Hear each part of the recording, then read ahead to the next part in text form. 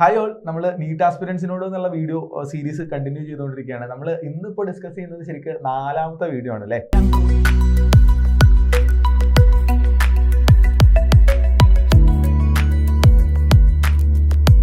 So ഇതിന് മുന്നേയുള്ള videos കാണാത്തവർ definitely പോയി കാണാം. സെപ്പറേറ്റ് പ്ലേലിസ്റ്റ് ആയിട്ട് തന്നെ കീപ്പ് ചെയ്ത് വെച്ചിട്ടുണ്ട്. നിങ്ങൾക്കത് ഏത് സമയത്ത് കാണുന്ന ആൾക്കാർക്കാണെങ്കിലും യൂട്ടിലൈസ് ചെയ്യാൻ വേണ്ടിയിട്ടാണ്. നമുക്ക് ഈ പ്രിപ്പറേഷൻസ് വരുമ്പോഴുള്ള ഡൗട്ടുകൾ വെരി സീക്വൻഷ്യലിയാണ് നമ്മൾ കൊണ്ടുപോകുന്നത്. ഇന്നത്തെ ടോപ്പിക് എന്താ? ഇന്ന് നമുക്ക് എന്താ പറയാ, നീറ്റിന് പഠിക്കുമ്പോൾ ഇത്ര കാര്യം പ്ലസ് ടുവിനാണ് പഠിച്ചിരിക്കുന്നത്. നീറ്റിന് പഠിക്കുമ്പോൾ എങ്ങനെ കൺസെപ്റ്റ് ഓറിയന്റഡ് ആയിട്ട് കാര്യങ്ങൾ ക്ലിയർ ചെയ്ത് ഇത് നിങ്ങൾക്ക് എനിക്കറിയാൻ പറ്റും. നീറ്റിനെ പറ്റിയിട്ട് നീറ്റ് എന്നുള്ള രൂപം മാറ്റിയിട്ട് തന്നെ ഒരു കോമ്പറ്റേറ്റീവ് എക്സാം, ഇപ്പൊ ജെഇ ആണെങ്കിലും വേറെ ഏതൊരു കോമ്പറ്റേറ്റീവ് എക്സാമിന് പഠിക്കണമെങ്കിലും എല്ലാ സാറുമാരും എല്ലാവരും അഡ്വൈസ് ചെയ്യുന്ന സാധനമാണ് ഒരു കൺസെപ്ച്വലി പഠിക്കണം. കൺസെപ്റ്റ് ക്ലിയർ ആവണം. കൺസെപ്റ്റ് ക്ലിയർ ആയെങ്കിൽ നിങ്ങൾക്ക് എന്ത് ക്വസ്റ്റ്യൻ ചെയ്യാൻ പറ്റും എന്നുള്ള കാര്യം. അത് യൂഷ്വലി ക്ലാസ് റൂമിലടക്കം ശരിക്കും അവിടെ പറഞ്ഞ കാര്യം ഓക്കെയാണ്, പെർഫെക്റ്റ് ആണ്. പക്ഷെ അതിൽ ഒരു എന്താ പറയാ, ആ ഒരു പ്രോസസ്സ് ജസ്റ്റ് ഡിഫറെന്റ് ആണ്. നമുക്ക് ഈ കൺസെപ്റ്റ് ക്ലിയർ ആക്കാന്ന് പറയുമ്പോൾ പല ആളുകളും കുട്ടികൾ വിചാരിക്കുന്നത് കൺസെപ്റ്റ് ക്ലിയർ ആക്കുന്നതിനുള്ള മെത്തേഡ് ഭയങ്കര ഡിഫറെന്റ് തോട്ട്സ് ഉണ്ട്. ചില ആൾക്കാർ ഉറക്കെ വായിച്ചിട്ട് കൺസെപ്റ്റ് ക്ലിയർ ആക്കാൻ നോക്കുന്ന ആൾക്കാരുണ്ട്, പലവട്ടം എഴുതി കൺസെപ്റ്റ് ക്ലിയർ ആക്കാൻ നോക്കുന്ന ആൾക്കാരാണ്. അങ്ങനെ പല രൂപത്തിലുള്ള സാധനങ്ങൾ. അപ്പൊ നമുക്ക് ആ സച്ച് ഒരു ഫാക്കൽറ്റി ക്ലാസ് എടുക്കുന്നത് മുതൽ അതിനെങ്ങനെ കൺസെപ്റ്റ് ക്ലിയർ ആക്കാം എന്നുള്ളതായിരുന്നു കേൾക്കല്ലേ. ഓക്കെ, ഞാൻ അങ്ങനെ ചോദിക്കാം. അപ്പോൾ സപ്പോസ് നമുക്കറിയാലോ, നമുക്ക് ഒരുപാട് ഫാക്കൽറ്റീസ് ഉണ്ട്. ആൻഡ് കേരളത്തിലുള്ള ഓൾമോസ്റ്റ് എല്ലാ ഫാക്കൽറ്റീസും അടിപൊളിയായിട്ട് ക്ലാസ് എടുക്കുന്ന ആൾക്കാരാണ്. ഓൾ ഇന്ത്യ ലെവലിൽ തന്നെ ഏറ്റവും ബെസ്റ്റ് ആയിട്ടുള്ള ഫാക്കൽറ്റി വന്നിട്ട് നിയാസ്കാക്ക് ഒരു ക്ലാസ് പഠിപ്പിച്ചു തരും. ഇപ്പൊ തെർമോഡൈനാമിക്സ് എന്ന സാധനത്തിന്റെ ക്ലാസ് എടുത്തു തരുന്നത് എല്ലാവരും പൊതുവെ എല്ലാവരും ഓൾ ഇന്ത്യ ലെവൽ ബെസ്റ്റ് ഫാക്കൽറ്റിയാണ് വന്നിട്ട് നിങ്ങൾക്ക് എടുത്തു തരുന്നത്. സോ ആ ക്ലാസ് എടുത്ത് തന്നു കഴിഞ്ഞാൽ നിങ്ങൾക്ക് എല്ലാ കാര്യവും മനസ്സിലാവും. ആക്ച്വലി ഡെഫിനറ്റ്ലി നമുക്ക് ആ സബ്ജക്റ്റോടുള്ള താല്പര്യം ഇൻക്രീസ് ചെയ്യാൻ നന്നായി ഹെൽപ്പ് ചെയ്യും.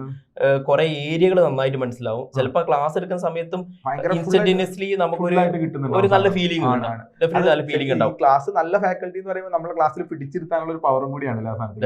സോ അങ്ങനെ ഒരു ഫാക്കൽറ്റി ക്ലാസ് എടുത്ത് തന്നു കഴിഞ്ഞാൽ നിങ്ങൾ കുട്ടികളെല്ലാവരും മനസ്സിലാക്കണം. ആ ഫാക്കൽറ്റി ആ സച്ച് ഈസ് എക്സലന്റ് ഫാക്കൽറ്റി. 100% കണ്ടന്റും ഫാക്കൽറ്റി നമുക്ക് എടുത്തു തരുന്നുണ്ടാവും. ആ പാർട്ട് വളരെ ഇമ്പോർട്ടന്റ് ആണ്. പക്ഷെ ആ പാർട്ടിന്റെ ഇമ്പോർട്ടൻസ് ടോട്ടൽ, അതായത് കൺസെപ്റ്റ് ഫിക്സ് ചെയ്യുന്ന ടോട്ടൽ കാര്യത്തിന് ആലോചിക്കുമ്പോൾ വളരെ കുറച്ച് ഇമ്പോർട്ടൻസ് മാത്രമാണ്. ഈ ഫാക്കൽറ്റി 100% കൺസെപ്റ്റ് ക്ലിയർ ആക്കി ക്ലാസ്സിൽ എടുത്തു തന്നു കഴിഞ്ഞാൽ നമ്മൾ ഫാക്കൽറ്റി ക്ലാസ്സിൽ നിന്ന് ഇറങ്ങിപ്പോയി അന്ന് വൈകുന്നേരം ആകുമ്പോഴത്തേക്കും നമ്മൾ അതിന്റെ ഉള്ളിൽ നിന്ന് ഏറ്റവും വോളറ്റൈൽ ആയിട്ടുള്ള ഒരു 30% 40% കണ്ടന്റ് ആവിയായി പോകും. ഡെഫിനറ്റ്ലി അത് ആവിയായി പോകും. ഇപ്പൊ നമ്മുടെ റിമൈനിങ് 90% വർക്ക് നമ്മളതാണ്.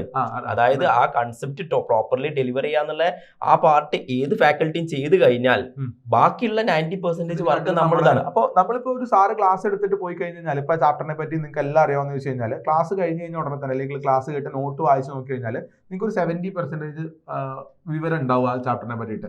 പക്ഷേ ആ 30% നിന്ന് ഡെഫിഷ്യൻസി ഉണ്ട്. ഇപ്പോൾ നീറ്റിനൊക്കെ സംഭവിക്കുന്ന കാര്യത്തിൽ ഈ 30% എങ്ങനെ ക്ലാരിഫൈ ചെയ്യുന്നുള്ളതാണ് ഏറ്റവും ഇമ്പോർട്ടന്റ് ആയിട്ടുള്ള കാര്യം. ആക്ച്വലി ആ 70-30 എന്നുള്ളത് 2-3 ദിവസം കഴിയുന്നതിനനുസരിച്ച് കുറഞ്ഞ് താഴേക്ക് വരും.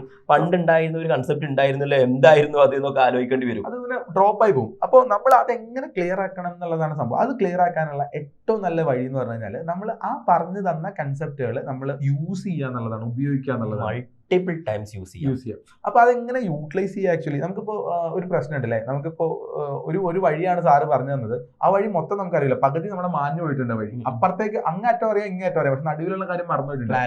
ക്ലാരിറ്റി ഉണ്ടാവും. അപ്പൊ നമ്മൾ എന്താ ചെയ്തു നോക്കാം?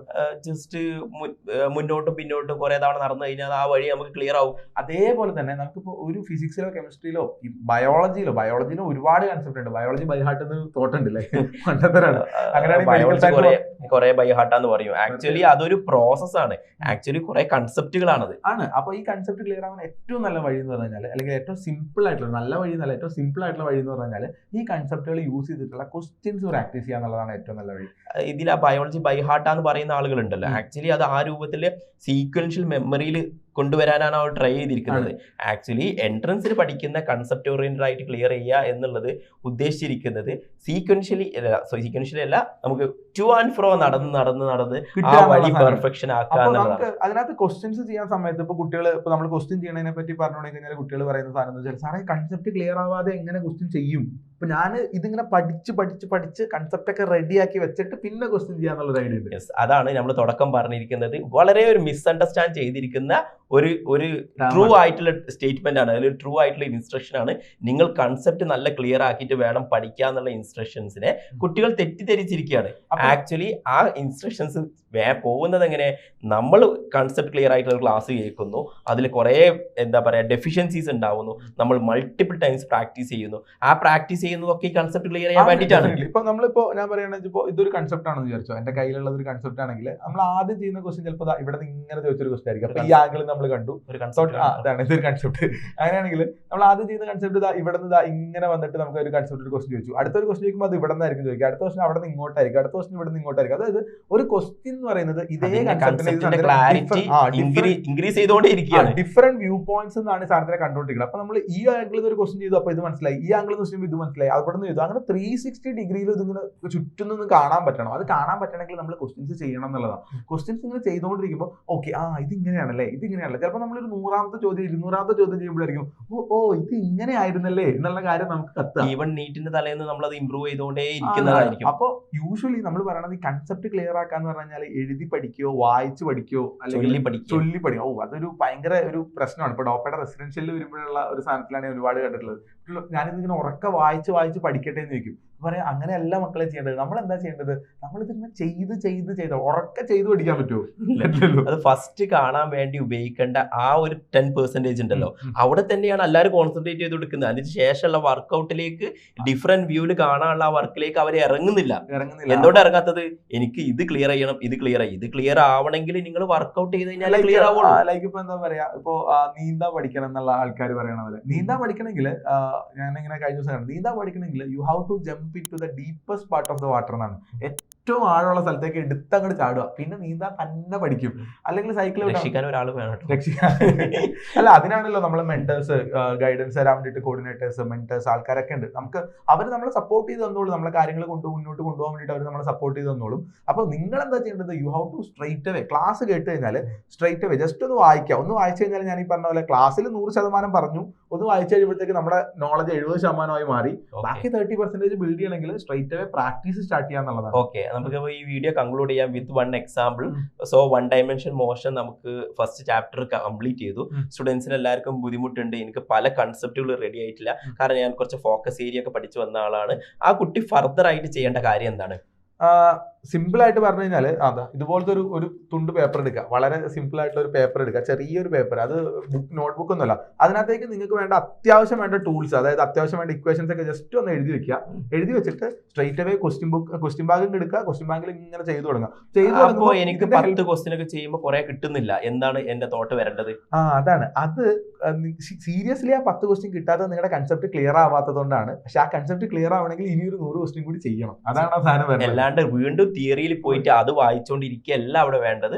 നമ്മൾ ചെയ്തുകൊണ്ടിരിക്കുക, പ്രാക്ടീസ് ചെയ്തുകൊണ്ടിരിക്കുക എന്നുള്ളതാണ്. അപ്പൊ 1 ഡയമെൻഷൻ മോഷന് പഠിച്ച കുട്ടി പിന്നെ എന്ത് ചെയ്യും? അപ്പോൾ അല്ല 1 ഡയമെൻഷൻ അപ്പോൾ പിന്നെ 100 ക്വസ്റ്റ്യൻ ചെയ്തു, 100 ചെയ്ത് കഴിയുമ്പോഴത്തേക്കും പിന്നെ കുറച്ച് ഏരിയ ക്ലിയർ അല്ല. അപ്പോഴത്തേക്കും കുറെ ഏരിയ ക്ലിയർ ആയി, കുറച്ച് ഏരിയ ക്ലിയർ അല്ല. അപ്പൊ എന്ത് ചെയ്യണം? വീണ്ടും ഒരു 100 ക്വസ്റ്റ്യൻ കൂടി ചെയ്യുന്നു. അപ്പൊ ഏറെക്കുറെ 99% ശരിയായി, 1% ശരിയായില്ല. അപ്പൊ പിന്നെ എന്ത് ചെയ്യും? വീണ്ടും പ്രാക്ടീസ് ചെയ്യണം. ആ 250 വീണ്ടും പല സബ് ചാപ്റ്ററിലേക്ക് നീങ്ങുന്നുണ്ടാവും. അതിന്റെ ഇടയിൽ കൂടെ വീണ്ടും റിട്ടേൺ വന്ന് വീണ്ടും പ്രാക്ടീസ് ചെയ്യണം. ലൈക്ക് അവർ DNA റിപ്പയർ നടക്കുന്നത് പോലെ ട്രൂ ആൻഡ് ഫ്രോ ഇങ്ങനെ മൂവ് ചെയ്തിരിക്കണം. ഇങ്ങനെ പോയിട്ട് നമ്മൾ ചെക്ക് ചെയ്തിട്ട് അതൊക്കെ അല്ലേ. അപ്പൊ നമ്മൾ അത് ഈ ചെക്ക് ചെയ്ത് നോക്കലൊക്കെ നമ്മൾ മെമ്മറി ബൈ ഹാർട്ട് ചെയ്യുന്ന പോലെ അതിങ്ങനെ ഓർത്ത് നോക്കല്ല ചെയ്യേണ്ടത്, അവിടെ പോയിട്ട് ഒരു പ്രോബ്ലം ചെയ്ത് നോക്കുക ചെയ്യേണ്ടത്. അതങ്ങനെ ചെയ്ത് നോക്കി.